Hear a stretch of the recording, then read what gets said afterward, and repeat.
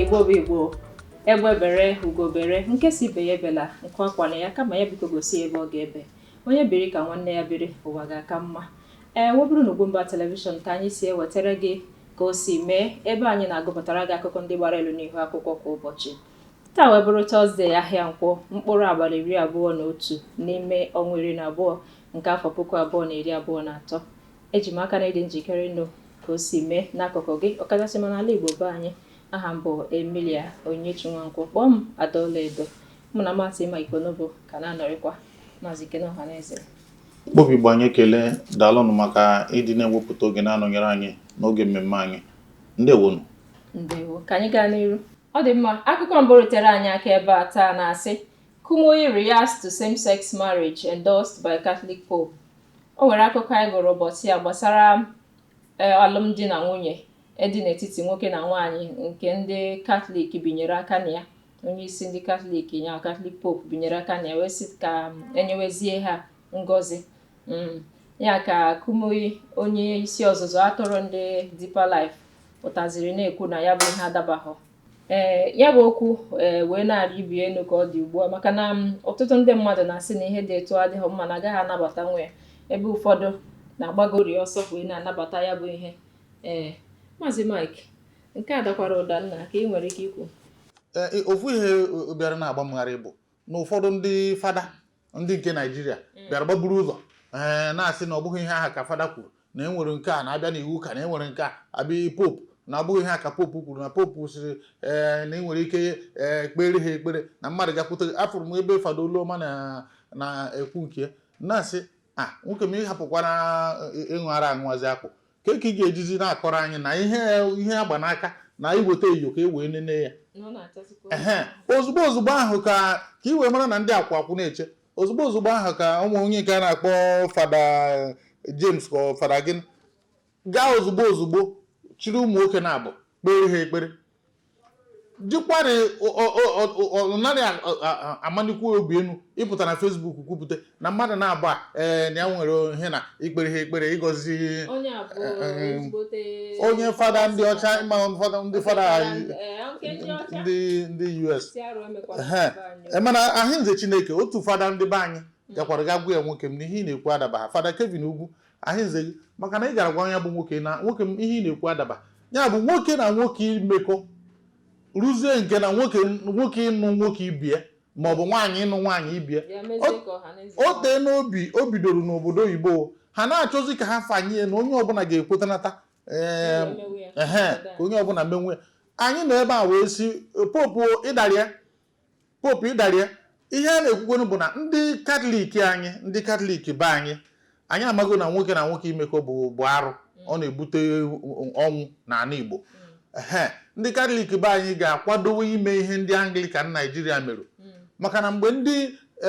Anglican nke Canterbury ya bụ isi ọnọdụ ndị Anglican mgbe ha nweretara sị na aga na-agba bishọp, aga na-agba ndị priest akwụkwọ, ndị bụ ndị ya na nwoke na-agba ibie na aga na-agba ha akwụkwọ. Ndị Anglican siri ha, ndị Anglican Naịjirịa na ndị Methodist siri ndị isi ha na ọ bụrụ na unu ga-eme ya kama kwee ka ikebi ụdọ ji anyị ka o wee bụrụ na ya bụ arụ unu na-emete ga-adị n'isi unu na ọma ndị n'isi anyị. Ya bụ na ihe a ka a na-atụ anya na ọ bụrụ na ọ gaa n'ihu na ndị fada ga-eme eto ahụ. Ọ bụrụ mgbe a na-asị na popu bụ emefe popu emefeela na nke a anyị makwuru na popu na abịa ha na nke a nwoke m emetaghị ya. Onye na-asị na ya na-edife ndị popu na a na-asị na popu na ọ bụghị eto ahụ ka o kwuru ịka na ahụ na ngwọ na nkwụ na-abịa maka ọ ka ga-ekwu ọzọ. Ọ ka ga-eji aka egozie ka unu wee hụ na ihe ahụ na-asị ka na ọ bụghị nke anọ mmanya ka na-abịa. Mere bụ na ihe a bụ oge ọgwụgwụ oge ihe dị etu a ga na-emenata. Enwere ike ọzọ tọrọ bịati ewepụtakwa. Ya bụ na ọ bụrụ na ị bụ onye kwere ekwe na Chineke ị ga-akwụkwọsie ike maka na ihe dị etu a ga na-abịa dịka anyị na-aganyekwu n'ọgwụgwụ oge. Ya bụ ihe ga na-eme, ọ gaghị akwụsị. Ọzọ ka ga na-eme ihe akwụkwọ nsọ kwuru na ọ ga na-eme tupu ruo ọgwụgwụ oge. Ya bụ na ọ bụrụ na ọ na-eme ọ bụghị ihe ịgbagharị. Ebe a ekwena ka ọ bụrụ gwa ka ekwensu ga-eji wee bido ihe nsogbu adị. Ka anyị gaa n'ihu. Akụkọ ọzọ dị ebe a taa wee na-asị Demolishing 200 houses to accommodate presidential fleet is insensitive and dehumanizing. Nke a bụrụ ndị Human Rights Writers Association na-ekwu ya na ọ dịghị mma ekutusi ụlọ ndị mmadụ nke ruru 200 maka gịnị ka e wee nwee ike ka ụgbọala prezidenti ma ndị otu ya na ndị na-esi ya n'azụ wee banye ọta dị m ihe nke a pụtara ụlọ arụgoro arụ ka a na-akwatusi ka enwee ike ka enwee ike nweta space ohere ebe a ga na-ebudowe ụgbọala prezidenti ụgbọala na ụgbọelu na ngwongwo na ngwongwo ihe a bụ n'akwụkwọ nsọ lekọtara otu mpempe ana nwa ogbenye wee si na nke ahụ achajuo ya ya na Jezebel wee kpakọ wee gaa ịnapụ ya bụ nwoke ihe a wee wute Chineke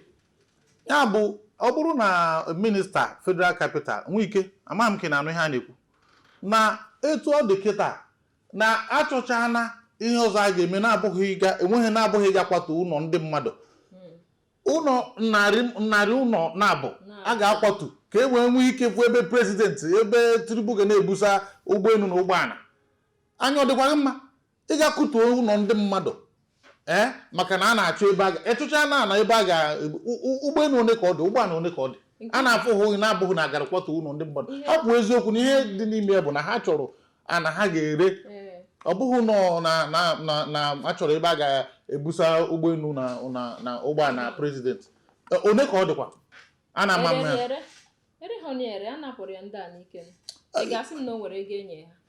ihe a na-ekwu bụ ụlọ anyị chọrọ ịga kutuo ọ bụrụ na ikutughị ụlọ ndị ahụ ọ bụ na enweghị ebe ọzọ a ga-eke ebe a na-ebusogbu ya enwere ọzọ ebutere biko a na-ekwu ka Chineke na onu anyị ka ọ ghara ịbụ mgbe iwe Chineke ga-adapụta ọdasụwa anyị niile Nyesom Wike bụ Federal Capital Minister hiasa n'anya nwoke m ndị be anyị si na gbaragbara ghara oke ọ bụrụ ara nke a gafeghị n'oke ị ga-akụrie ụlọ ndị mmadụ maka na a na-achọ ebe prezidenti ga-ebusa ụgbọelu na ụgbọala ọ hara bụ nke ahụ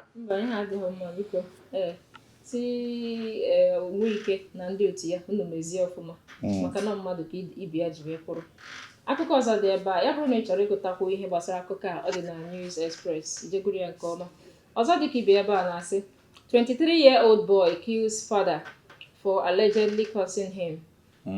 Nke a bụ n'arụ ọ dị nnọọ ka ga-asị na ihe dị etu a na-emezi ụbọchị niile na nwa dị 13 gburu nne ya maka gịnị na ọ kpọrọ iyi. Amaghịzi m mgbe nwatakịrị bidoziri egbuwe nne ya mache mụọ ihe dịgo adị na nna nwere ike isi nwa ya na ebe ị ga-anọ na-ekwe otu ọ ga-ama na ọ dịghọ mma na nna na-akpọ nwa iyi mana nke ibuzi egbu bụ ihe m na-aghọtaghọ.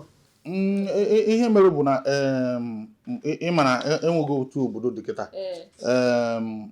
nwata ọbụla buniri nne ya ngwongwo na ngwongwo ga-ayochi anya ọ bụrụ na nna ya bụrụ ya ọnụ ozugbo nna ya na-abụ ọnụ ya bụ abụmọnụ mewe ozugbo wee mewe bata n'isi nna ya na ụdị na ọ ga-egbu nna ya nwere abụmọnụ ezuo n'oke maka na ụmụ mkpụrụ mmiri a na-aṅụ ugbu a meziri ada amazi mgbe mmadụ na-eme ihe na ojughị uche eme ya kama na mgbe ọ ga-anọ na nga ihe dị ka afọ 10 na afọ 15 anya asa ya ọ na-achịta azụ nna ya gaa nke ọma ịbịa mbọchị ọzọ igozi ụmụaka ga-agozi akọ na abụna ha ọnụ ịfụhụ na abụmọnụ ka ọ banwe ozugbo n'atụfughị oge akụkọ ọzọ dị ebe a sị speed up adoption of Chinese currency reps urge federal government. Nke a bụrụ ndị House of Reps na-asị federal gọọmenti etiti na ha nabata Chinese yuan that is ego ndị Chinese ji azụ ahịa ka nabatazie ha na Nigeria ebe dọla na-eme anyị nketa nke echi ọgbarụgbada. Ịma na mgbe ụfọdụ ya bụ atụmatụ o wepụtara ya mgbe Buhari na-achị ya bụ atụmatụ a bụ na ndị China ebe ọ bụ na imirikiti ha na-egote bụ site n'aka ndị China emere ya n'ụdị na ndị China na a ga-ejizi ego anyị iwere ego anyị bụ naira iruo ebe ahụ ịkwụọ ha ụgwọ agbakọ ego na ọ bụ ndị China were nke ha rute na be anyị ka anyị nwee ike ịdị na-azụkọrịta ahịa na-abụghị igoro dọla igolu dollar irukwe China ị ga gbanwee ya gote yuan ha ji eme ihe na bụrụ na-ayọ ihe na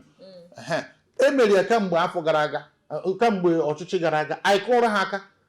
ruo ntata enwebeghị ihe ha nụrụ ya bụ nke a na-achị speed up ihe ọ pụtara bụ na ndị kwuburu ekwu na enweghị mgbe ha ji anya ọma ha wee kwuo ya maka na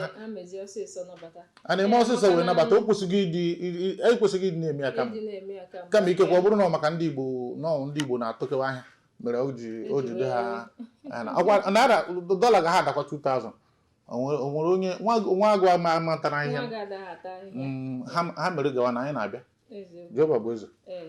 ọ dịgo ka ọ ga-adị Igbo bụ Igbo ebe a ka anyị na-eweta ya na njedebe na nke taa n'ihe omume ka o si mee mara mata na anụgbala taa echi bụ nta a sị na nwatakịrị nọdebere okenye ataghị ibegiri ji ụnọta anụ kpọrọ nkụ ya bụ gbaa mbọ na-esonyere Ugwumba telivishọn binye aka ịhụnanya tinye ozi na ngalaba ozi na-esonyere ihe anyị na-eme dịka ị na-eme nke a ị na-akwado asụsụ Igbo Chineke ga-agọzi gị aha m bụ Emilia Onyinyechi Nwankwo kpọọ m Adaọla Edo biko sonyere anyị echi Maazị Mike ọ dị mma ụmụafọ Igbo anyị na-asị unu anụ gbana tata na echi ka bụkwa nta mana ihe anyị na-agwa biko ndị fada ọ dị na ka ọ ga-adị ọ bụrụ na popu si na ya ga-ebido ịdị na-agba maọbụ na-agọzi mamụji ịgọzi ndị nwoke na nwoke maọbụ nwaanyị na nwaanyị biko unu nwa bụ ndị be anyị mara na ọ dị na nsọ na ọ dị n'omenala unu sizie ha zawa Roman Katọlik ka nke a enwezie Nigerian Katọlik maka ọ bụrụ na unu kweta ụfọdụ ndị na ha asịgharị ọnụ na-asị na popu ekwu ya na ọ bụ ihe popu kwuru nke tọrọ bịa ti ka na-apụtakwa ya bụ kama anya bụ ihe ga-ebutere anyị nsogbu biko unu dobikwa ya bụ ọgbụgba ndụ mere fada popu ji bụrụ emefe o mefere ego na nka popu ikpuo na arụ anyị ga-agwa gị n'ihu na ọ bụrụ na asọkọta dị mkpa ekpuru nkata n'ihu gwu okwu ka emesịa